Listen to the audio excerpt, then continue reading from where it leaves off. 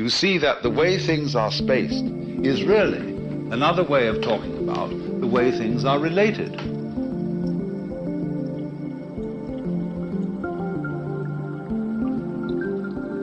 So you begin to realize that space is relationship.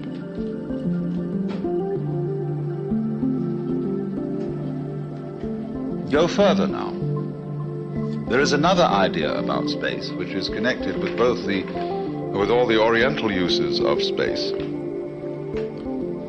It is quite fundamental to Indian and a great deal of Chinese thinking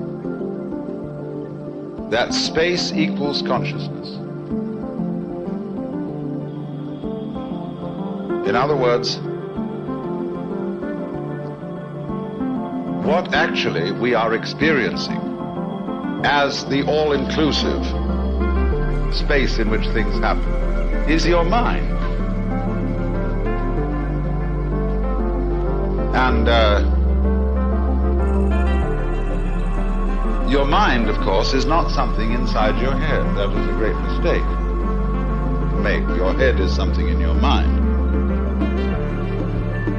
We can define a person's mind in many ways, but beginning with something rather simple, mind is occupied with thinking. Most people think in words, and you didn't get words out of your head.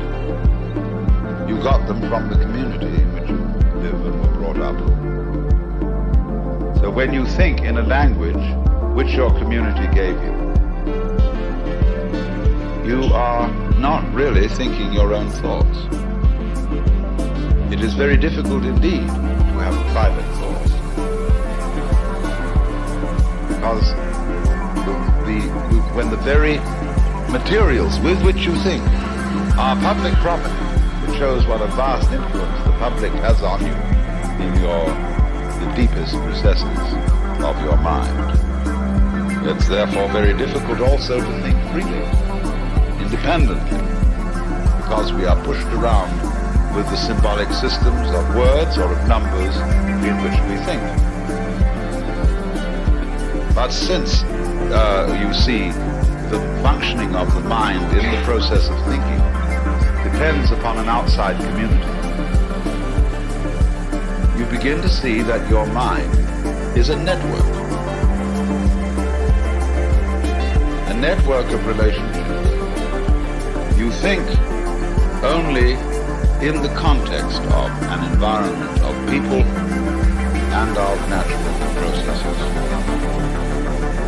So that you could say that your mind is at the very least a most complex network of present and past relationships stretching out to the very limits of the community. This, as I've often said, explains such truth as there may be in astrology. That when you want to draw a map of a person's soul, draw a map of the universe as it was when he was born. We say that is your chart. That expresses you in a special way. Now, the astrologer's maps are very crude. They're based on a rather primitive view of the universe. But the truth of it is theirs, that who you really are, your soul, your mind, is